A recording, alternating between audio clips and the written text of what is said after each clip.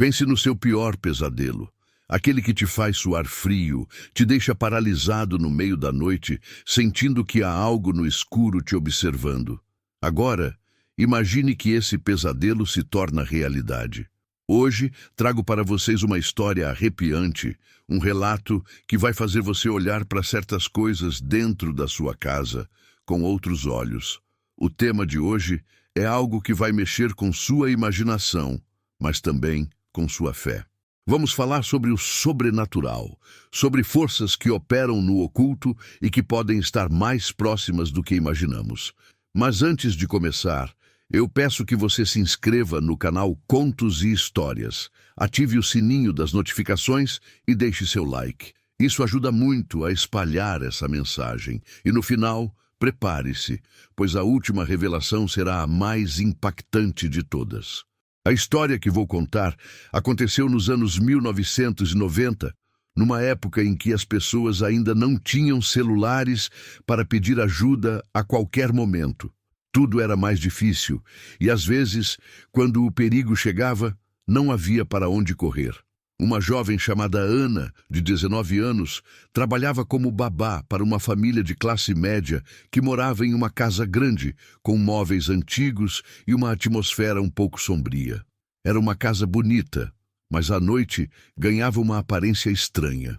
O casal que contratou Ana tinha um filho de 6 anos, chamado Daniel, um garotinho esperto, mas com um medo incomum de palhaços. Naquela noite, os pais de Daniel saíram para um jantar de negócios e deixaram Ana encarregada de cuidar dele. A noite começou tranquila. Ela fez pipoca, colocou um filme para Daniel assistir e ficou ao lado dele até que ele pegasse no sono. Quando finalmente o colocou na cama, decidiu relaxar um pouco na sala, lendo uma revista e ouvindo o relógio da casa tic-tacando no silêncio.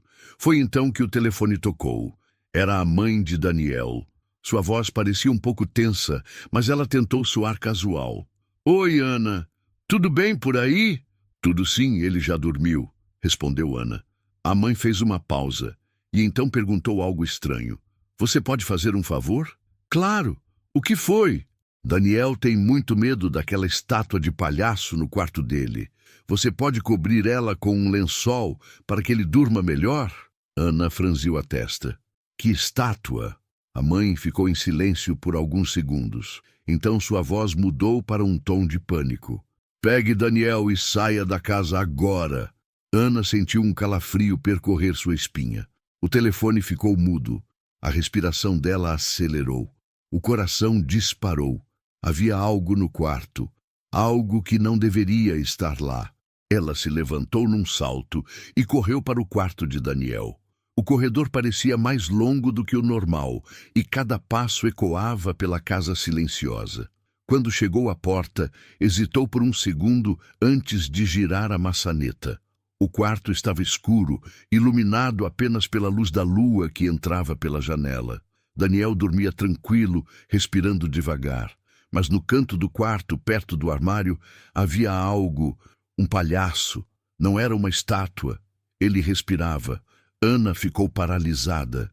O ser estava ali, imóvel, mas ela podia sentir que a observava, mesmo sem se mexer. O que ela faria? Ana sentia o ar se tornar pesado, como se algo invisível estivesse pressionando seu peito. O medo a segurava no lugar, congelando seus músculos, mas sua mente gritava: "Se mexa! Pegue Daniel e saia!" Seus olhos não conseguiam desviar daquela figura. O palhaço estava parado. Sua roupa colorida parecia desbotada à luz fraca do quarto. Seu rosto branco estava rachado, como se fosse uma máscara de porcelana envelhecida. O sorriso pintado era largo demais. Os olhos eram 2 buracos escuros, vazios, sem alma. Então ele se mexeu. Foi sutil, quase imperceptível. O leve balançar do corpo, um pequeno ajuste de postura. Ana sufocou um grito. Ela sabia que não podia se desesperar. Se ele era real, se aquilo era algo real, precisava agir rápido, engolindo o pavor. Ela se forçou a dar um passo para trás, para perto da cama de Daniel. Estendeu a mão trêmula até o ombro do menino e o sacudiu suavemente. "Daniel, acorda, querido." O menino se mexeu lentamente, os olhos se abrindo pesados de sono. O que foi, Ana? Ela tentou manter a voz firme. Precisamos sair agora, tá bom? Sem barulho. Só vem comigo. Daniel piscou algumas vezes, confuso. Ele se sentou na cama e olhou na direção do canto do quarto. Seus olhos se arregalaram de pavor. Ele acordou, sussurrou o menino. Ana sentiu um gelo percorrer sua espinha. Daniel sabia. Ele sempre soube. E então o palhaço começou a rir.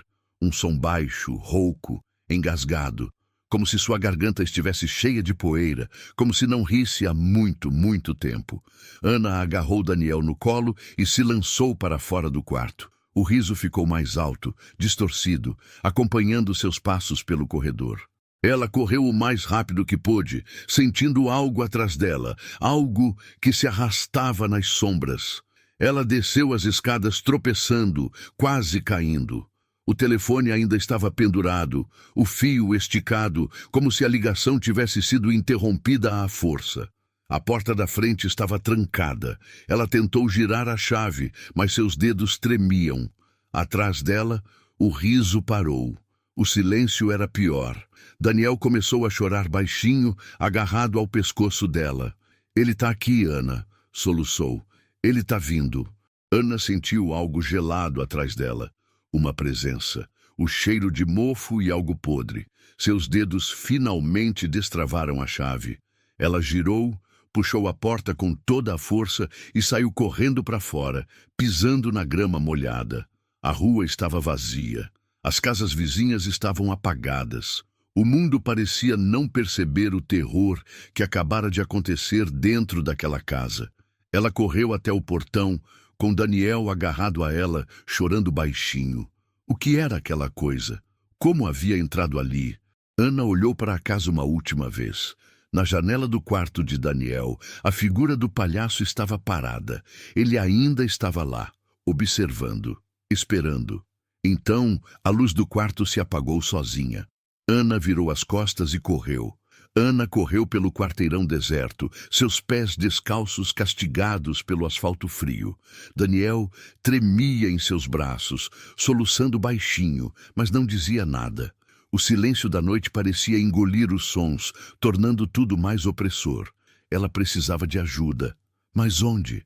Olhou ao redor, procurando alguma casa com luz acesa, alguma alma acordada que pudesse socorrê-los. Mas todas as janelas estavam escuras, as cortinas cerradas, como se o mundo estivesse dormindo profundamente, alheio ao horror que acabava de presenciar. O telefone.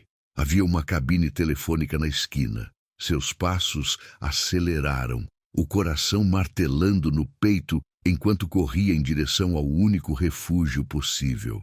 Quando chegou, colocou Daniel no chão e pegou o telefone com mãos trêmulas. Discou o número da polícia. Chamou uma vez, duas. Uma interferência estranha surgiu na linha, estática, um chiado baixo e sussurrante. Então, uma voz distorcida respondeu. Você não deveria ter saído, Ana. Seu sangue gelou. O telefone caiu de sua mão, balançando no fio. Ela virou-se para Daniel, pronta para pegá-lo nos braços novamente, mas paralisou.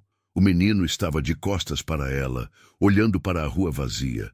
Seu corpo estava rígido, os punhos cerrados. Daniel? Ele não respondeu. Ana se abaixou lentamente, pousando a mão em seu ombro. Querido, temos que ir. Foi quando Daniel falou, mas a voz que saiu não era dele. Você acha que pode fugir? O tom era frio, inumano, ecoando como se houvesse algo dentro dele falando junto. Ana puxou a mão para trás, horrorizada. O menino se virou. Seus olhos estavam negros, pupilas dilatadas, consumindo toda a cor de suas íris. Seu rosto estava pálido, sem expressão. Ele gosta de brincar, Ana. A voz era sussurrada, carregada de algo maligno. E você ainda não terminou o jogo. Ana cambaleou para trás, o medo a engolindo por completo. Daniel, o que está acontecendo? Os lábios do menino se curvaram num sorriso que não lhe pertencia. Ele quer você de volta. Então, as luzes dos postes começaram a piscar. O vento soprou forte, como se algo invisível estivesse se movendo pelas ruas. E atrás de Daniel, no reflexo do vidro da cabine telefônica, Ana viu. O palhaço estava lá. Mas agora ele estava sorrindo de verdade. Uma boca enorme, distorcida, cheia de dentes. Os olhos brilhavam com algo doentio, faminto. Ana gritou. Pegou Daniel no colo, ignorando seus protestos e o riso estranho que escapava de seus lábios. Correu sem pensar, sem direção, apenas com um instinto desesperado de escapar daquilo. Mas o riso a seguia. Não apenas o de Daniel. O palhaço também ria. A cada passo que ela dava, o som crescia, preenchia o ar, distorcido e ecoante, como se saísse de todos os lugares ao mesmo tempo. Ela precisava encontrar ajuda. Mas e se já fosse tarde demais? Ana correu sem olhar para trás. Seu corpo doía, os pulmões queimavam, mas o desespero a impulsionava. Daniel se debatia em seus braços, rindo, murmurando palavras sem sentido com aquela voz distorcida que não era dele. Ela precisava tirá-lo daquela coisa. A igreja. Havia uma igreja algumas ruas à frente, uma construção antiga de pedras escuras, com um pequeno cemitério ao lado. Ela se lembrou de que, quando criança, sua avó dizia: "Nada do mal pode entrar na casa de Deus." Era sua única esperança. Ela virou a esquina, o sino da igreja surgiu ao longe. As portas duplas estavam fechadas, mas havia luz dentro. "Aguenta firme, Daniel!" Os risos atrás dela aumentaram. Não eram mais apenas dois, eram vários. Sussurros vinham das sombras, chamando seu nome, zombando dela. Os postes piscavam violentamente, até que, um por um, foram apagando, mergulhando a rua na escuridão. O frio ficou intenso. O mundo ao redor parecia estar se desfazendo, como se ela estivesse atravessando para outro lugar. Mas a igreja estava perto. Ana usou as últimas forças e subiu os degraus de pedra. Bateu na porta com toda a força. "Abrão, pelo amor de Deus!" A madeira rangeu. Um padre idoso abriu a porta, os olhos arregalados ao ver a cena. "Minha filha, o que... Me ajude!" Ana entrou correndo, segurando Daniel com força. Assim que ela cruzou a porta, o menino se contorceu, soltando um grito agonizante. O ar ficou pesado, o chão tremeu levemente e então, silêncio. O padre fechou as portas rapidamente, fazendo o sinal da cruz. Ana caiu de joelhos, segurando Daniel. O menino estava mole, fraco, sua respiração ofegante, mas seus olhos voltaram ao normal. Ele olhou para Ana, os lábios tremendo. "Ele está lá fora", sussurrou. O padre pegou um pequeno frasco de água benta e começou a orar. Ana fechou os olhos, lágrimas escorrendo. Ela achou que estava segura. Mas então, tum! A porta tremeu. Tum, tum. Algo estava batendo do lado de fora, e então veio a risada, baixa, doentia, impaciente. "O jogo ainda não acabou, Ana." O sino da igreja tocou sozinho, e as luzes se apagaram.